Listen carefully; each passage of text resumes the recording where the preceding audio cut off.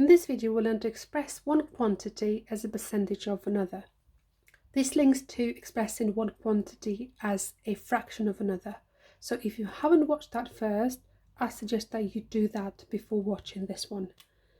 So if we have to express 1 as a percentage of 4, what that means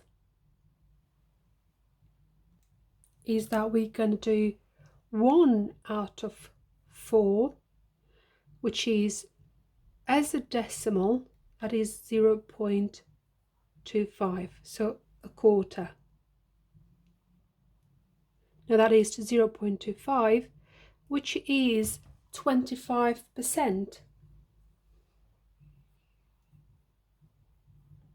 And we've expressed 1 as a percentage of 4.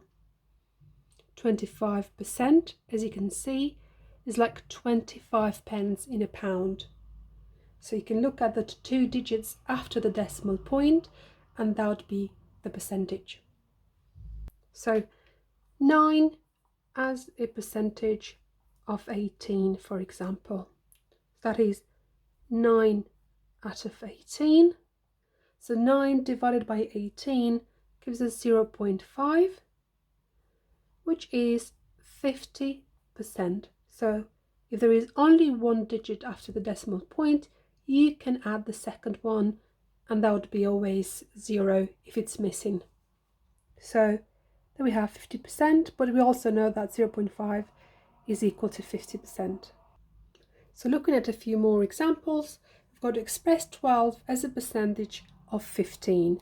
So that is 12 over 15. So 12 divided by 15. Now if you can use the calculator here, I just suggest that you do 12 divided by 15 using a calculator. Otherwise, I'll divide them both by 3 to give me 4/5. And 4 out of 5, that is 0.8. You can always draw it out if you're unsure.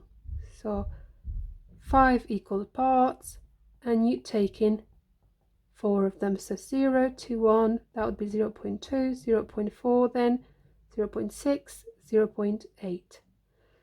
So 0.8 as a percentage, that's going to be 80%.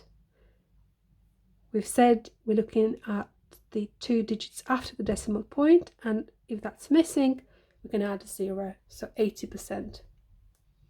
Now we've got to express 19 as a percentage of 19. So that is 19 out of 19. And when you've got a fraction like this, same number at the top as well as at the bottom, that is equal to 1. So 1 as a decimal means 100%. So one whole thing, which is 100% of the whole thing. Now we've got to express 110 as a percentage of 105. So it can be higher, the first number, and that's perfectly fine. So 110 out of 105. If you have access to a calculator, I'll just do 110 divided by 105. If you don't, then simplify it. So both of them can be divided by 5. So that would be 22 over 21, and that's as far as you can go. Now it's easier to divide, so 22 divided by 21 is going to give me 1.047619 recurring. So this whole bit is recurring. So it have 0.4761 and so on. However, as a percentage, you only need up to the 2 digits after the decimal point. Now, looking at this, 7 is higher than 5, so I'm going to round this up, and I'm going to make this 5. So we get 1.05, which is the same as saying 105%. So this time round, it's not only the two digits that we're interested in, because this is not a zero. So this is higher than 100%, because as you can see, 110 is greater than 105. So this is 105% about.